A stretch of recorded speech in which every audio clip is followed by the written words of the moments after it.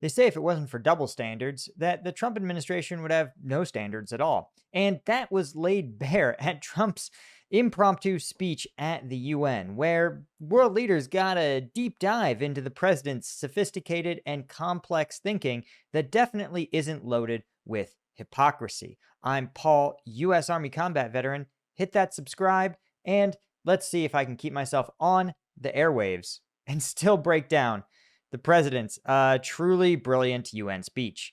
Now, in order to avoid getting copyright striked, we're going to look at the transcript. Plus, this is just the most effective way to make sure that we can really hold the president to his truly brilliant words. Now, it's almost difficult because this speech really went off the rails very quickly. You can see he literally started reading his prepared remarks and then spent the next hour just kind of ranting, talking about his sides. I mean, he spent literally 10 minutes talking about how he once put a bid in to redo the United Nations and that he was going to get him terrazzo tile, but then they didn't get terrazzo tile and it would have sucked. It was just one of the strangest and most bizarre asides in the UN's history, perhaps. But there's even more, right? And more substantive policy contradictions that are really hard to square. So,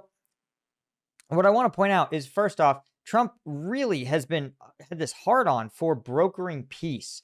And one of the things he has said is that I've ended 7 unendable wars, right? They said they were unendable. You're never going to get them solved. This is direct quotes. Some were going on for 31 years, 2 of them 31. You think of it, 31 years. One was 36 years, one was 28 years. I ended 7 wars, and in all cases, they were raging with countless thousands of people being killed. This includes Cambodia and Thailand, which, okay, Cambodia and Thailand, there were not thousands of deaths. There were probably not even 100 deaths in this border skirmish between the two. Kosovo and Serbia, Congo and Rwanda, in a vicious and violent war, Pakistan and India, Israel and Iran, Egypt and Ethiopia, Armenia and Azerbaijan. So here's what I want to point out. Cambodia, Thailand, that war, and we're calling it a war is really pretty generous. This was like a border skirmish, but it began during the Trump administration and ended during the Trump administration. So if he gets credit for ending it, in some sense, he should also take credit for starting it. So this is kind of like a doctor. You walk into his office and then he immediately stabs you with a scalpel and then bandages you up and say, wow, look at this. I treated a stab wound. I am a truly great physician. And you're like, no, I would have preferred to just not have a stab wound at the outset, right? And that's the same argument, again, that you could be made with India, Pakistan. Another, again, border skirmish that just sort of burnt itself out. And it wasn't clear what Trump did other than beg them to stop. Israel and Iran is also a unique one, also a 12-day war, also one in which, again, there weren't countless thousands of people being killed. There was like less than 100, but also significant because it also started on the Trump administration's watch, and the Trump administration largely ended it by intervening on the side of Israel. So to say that they ended the war is probably inaccurate. It's more like the U.S. was a combatant in a war that ended. So this is all just kind of preposterous, right? And again, just the notion of saying, listen, I started a bunch of these wars and I fixed them is therefore I get credit is kind of insane. But that's not even the least insane part, right? We can also talk about Mr. Peace, turns around again and literally just a few minutes later in the speech, right? 7.5 minutes later, he says, listen, I love brokering peace deals, but also I love going to war. I went to war with Iran. I struck them. This is brilliant. He said, Operation Midnight Hammer, 7 American B-2 bombers dropped 14 30,000-pound H-bombs on Iran's nuclear facility, totally obliterating everything.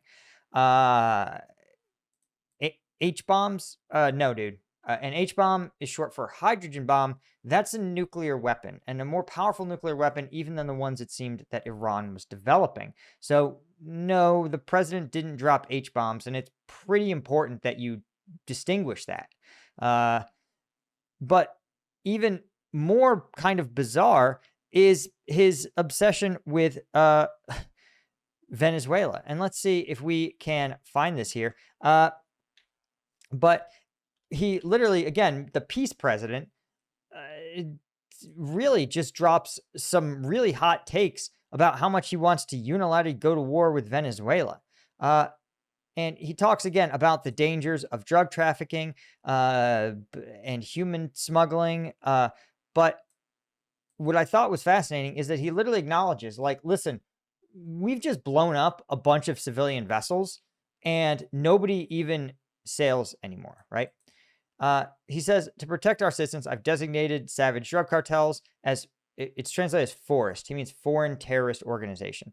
And you'll see this happening. You see it happening right before your eyes. Let's put it this way. People don't like taking big loads of drugs in boats anymore. There aren't too many boats that are traveling on the seas by Venezuela. They tend not to want to travel very quickly anymore. And we virtually stopped drugs coming into our country by sea. We call them water drugs. So they're acknowledging that these strikes aren't that targeted, that people are just that they're just blowing up civilian vessels. And yeah, we're hitting a lot of drug boats, but we just say, actually, boats just don't travel there anymore. Which, again, is not what you'd want, right? If you're like a fisherman, and the U.S. is like, we don't kill Venezuelan fishermen, we only kill drug smugglers, then why would fishermen stop sailing there? Do you see kind of the problem? But the deeper problem is, again, the fact that the peace president, you can't sit there and be like, I ended all these wars. Oh, by the way, here's a bunch of other wars where U.S. troops are in direct combat, okay? We are directly killing Venezuelan drug boats and apparently also fishing boats, or as he says, just boats that travel fast. Crazy that that's enough for the American military to kill you. And then also acknowledge, okay, we solved this war, but also we participated in combat in this war in Iran, against Iran. So just the level of hypocrisy is just really wild. To do it in front of the UN, right? This is not like a MAGA rally where like people are just going to want to like cherry pick. They're going to kind of hear the individual things they want to hear. Instead, they're going to just really just say, hey, whatever, a UN attendee is going to be policy savvy enough to recognize these contradictions. And then he goes on a long and completely insane rant against global warming. There's a bunch of shit that he claims. He claims China doesn't have windmill projects, but I looked it up. China has invested billions into windmills, particularly offshore windmill farms. But what was really kind of insane is that he says, oh, well, global warming is fake. It's not real. It's a made-up catastrophe, right? And then he says, right, Europe doesn't have air conditioners because the cost of electricity is so high. And then he says the U.S. has approximately 1,300 heat deaths annually, and that's a lot. But then he says Europe has 175,000 heat deaths each year. And then he goes, all in the name of pretending to stop the global warming hoax. So Europe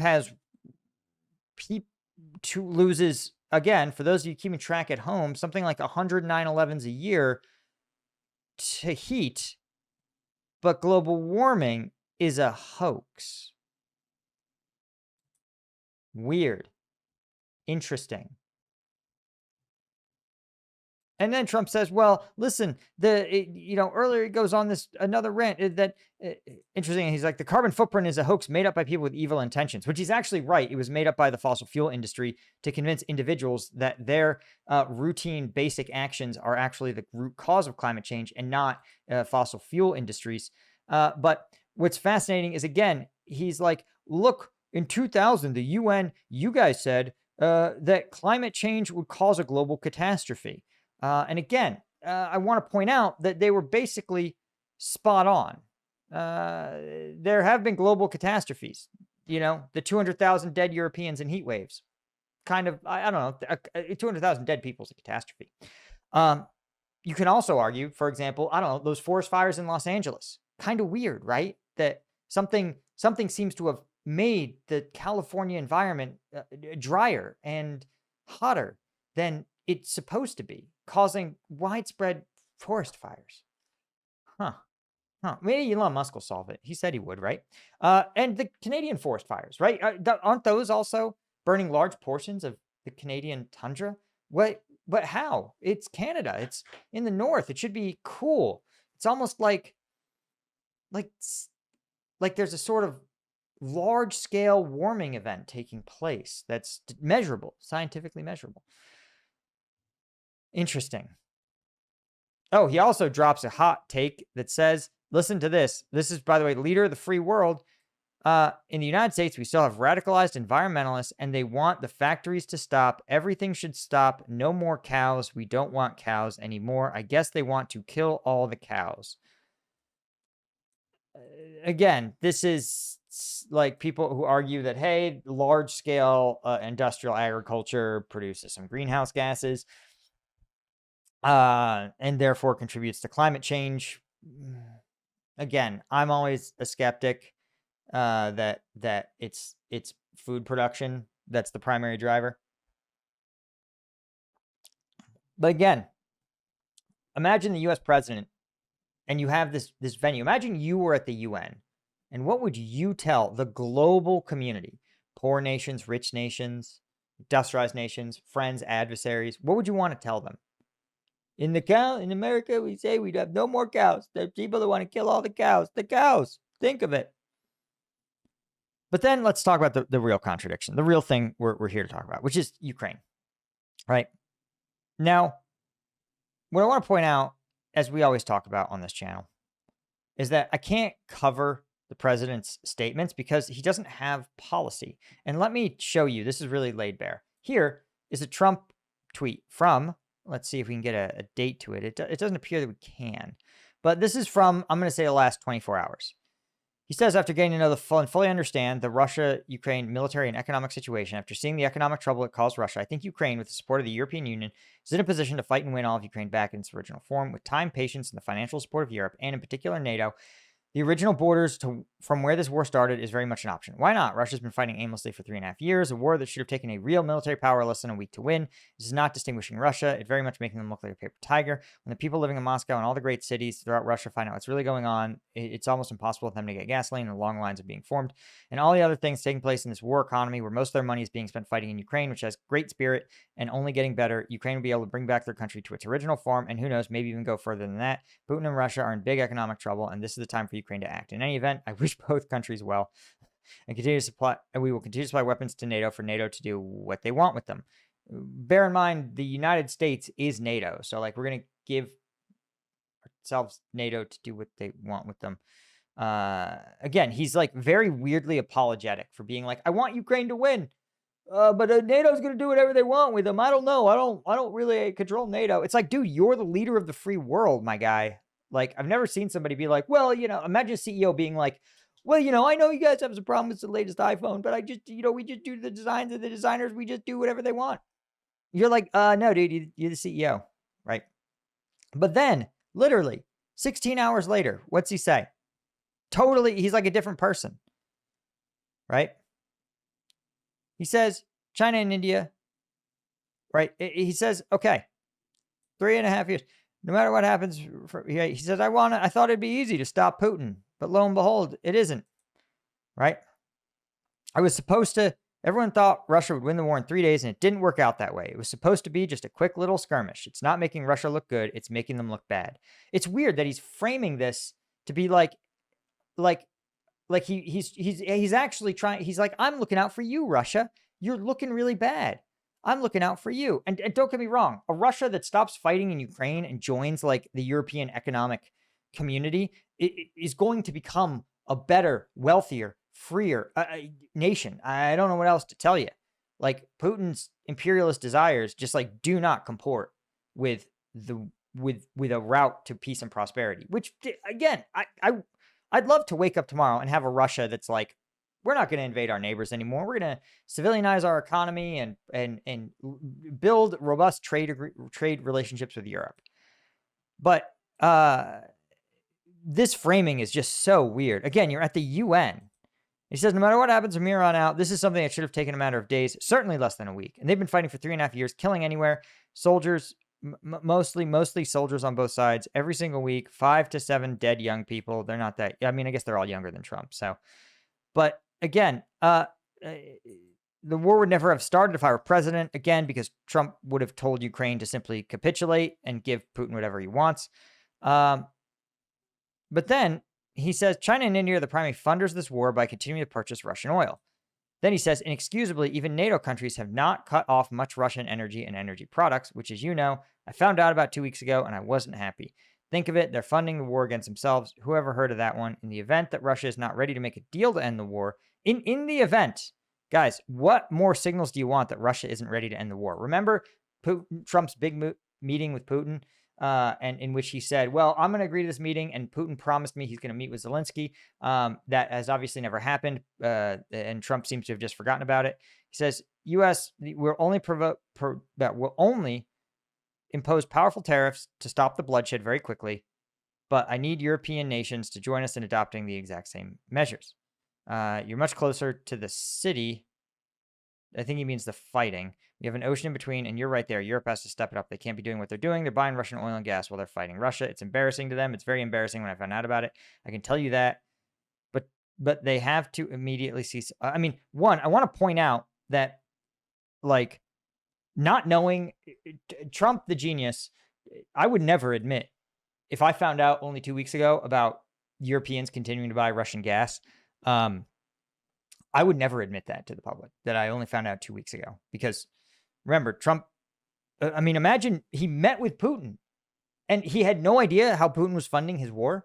Like, how can you negotiate a peace deal if you don't know how your opponent is funding their war? Like, this is pretty embarrassing. But the insane part is that this doesn't come here at all. Like, nothing in here about Europe, right? With time, patience, and financial support of Europe and NATO. And then he's like, well, actually, no, this is like Europe's problem. It's almost like, I think someone else tweets for the president at times. This is not the way the president's been tweeting, right? See how they're like complete sentences, right? There's appropriate use of commas and periods, or largely appropriate uses. This is not how he speaks. But this is the problem. Now we have to go, well, what is the president's actual policy? He doesn't have one. There is no United States policy at work here. And this is the fundamental problem. This is the fundamental issue with Trump's UN speech, but more Trump's policies, is that if you don't like one of the policies he laid out, if you don't like what he said about you, well, wait a day. In the case of Ukraine, wait 6 hours, and he will say something totally different. He has no concept of a policy. He doesn't understand what it means to take a path and stick to that path all the way through to the end. It doesn't make any sense. He's just lurching from position to position, statement to statement, whatever feels good at the time for him to say. And you can govern a country that way, but as we've seen, it hasn't ended the war in Gaza. The war in Gaza has escalated in dangerous, dangerous ways at the tremendous expense of Palestinian civilians.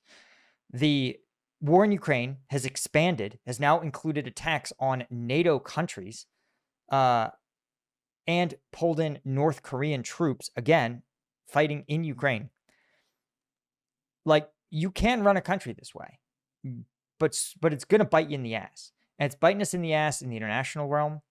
Because remember, the U.S. asked all these European countries not to recognize Palestine. And they told the U.S., go fuck yourselves. You've already fucked us.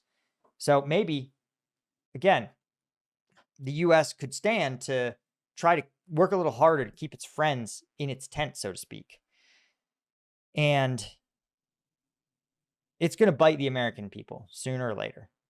We know foreign policy on this channel, but we also know enough to know that medical policy experts say the same thing about Trump's health policy that we say about their foreign policy.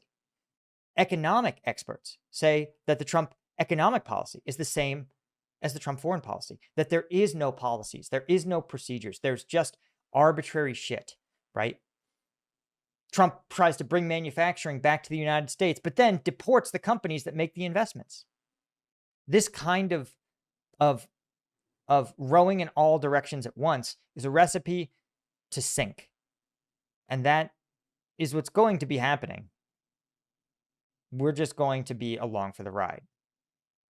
So buckle up, I guess. Do you guys want to help out Ukraine's elite units fighting every day on the front lines? Well, with Ukraine Aid Ops, we are doing a massive fundraiser for the units fighting out of Kramatorsk. These are some of Ukraine's best units I personally met, like the 93rd, the 82nd, Liu, and Azov. So if you want to help out these units and, well, you make a tax-deductible donation, you can click the link in the description and donate to Ukraine Aid Ops Fortress Kramatorsk fundraiser. Best of all, an anonymous donor has pledged a dollar-for-dollar match. So for every dollar you raise, they will match a dollar too. And a huge thank you to folks like James Banis, Danielij,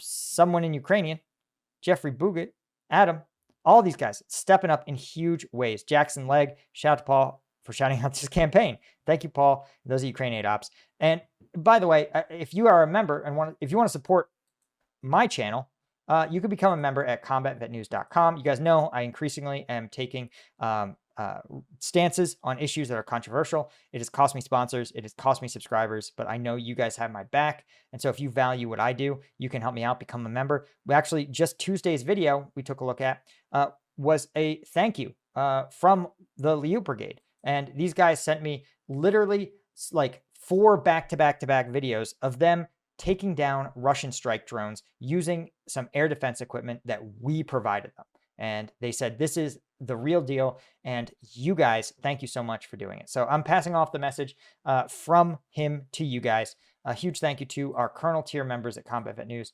Guys like Sergei Zinchenko, Alan Knudsen, and Alfred Chesky, as well as all of our Lieutenant tier members. Thank you guys. I'll see you. Cheers.